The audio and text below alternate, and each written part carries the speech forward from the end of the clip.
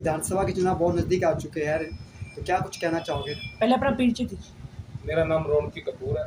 Auto market में मेरी दुकान है। वार्ड नंबर 10 में मैं रहता हूँ।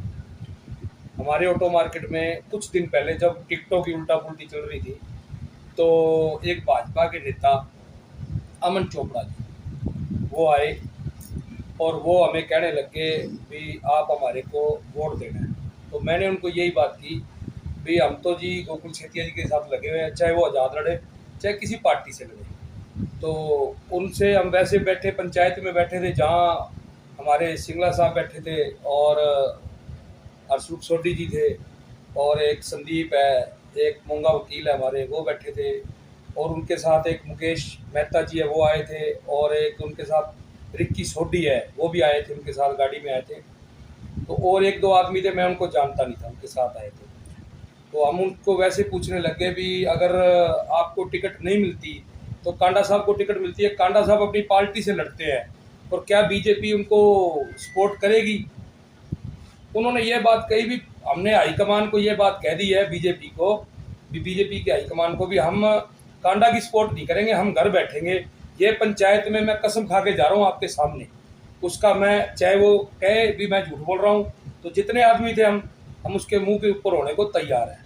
ठीक है, अब वो कांडा जी के साथ कल स्टेज पर चढ़ गए। अब मुझे ये नहीं पता भी वो किस मजबूरी में चढ़े हैं, भी पैसे के लालच में चढ़े हैं या उनको कोई और मजबूरी है या कोई दबाव है, ये बात का हमें नहीं पता। लेकिन वो हमें ये बात कह गए थे भी हम कांडा की मदद नहीं करेंगे, कांडा को वोट नहीं डालेंगे। हमारे से हम पंजाबी आदमी हैं, वो अपने आप को पंजाबी लीडर कहते हैं। ठीक है, और वो कहते हैं हम कांडा के साथ नहीं चढ़ेंगे चाहे कुछ ही हो जाए। और आज वो कांडा के साथ चढ़े हुए हैं कल स्टेज पर, और स्टेज के पीछे लुक कर बैठे थे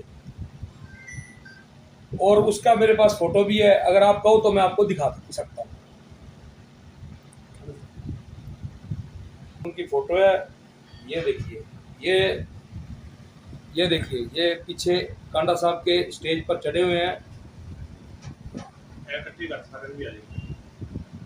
और ये देखिए, ये सब बैठे हैं बीजेपी के नेता जो कह रहे थे भी हम कांडा को वो नहीं करेंगे, सपोर्ट नहीं करेंगे। अब कांडा के पास कैसे चले गए, या तो आपको पता है कुछ दाल में काला है या सारी दाल ही काली है, इस बात का तो हमें पता नहीं है, या कोई पार्टी का दबाव है या पार्टी को कुछ बड़े लीडरों को पहुंच गया, ये भी हमें पता नहीं है। लेकिन कुछ ना कुछ तो दाल में काला है जो अमन चोपड़ा जी इतनी इतनी बड़ी बातें पंचायत में कह गए और अब वो वहाँ चले गए।